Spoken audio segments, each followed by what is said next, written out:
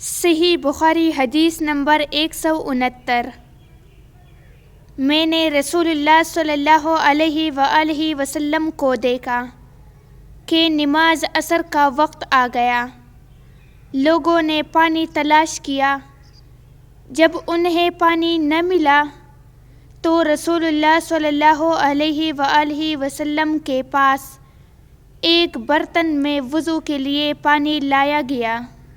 رسول اللہ صلی اللہ علیہ وآلہ وسلم نے اس میں اپنا ہاتھ ڈال دیا اور لوگوں کو حکم دیا کہ اسی برتن سے وضو کریں۔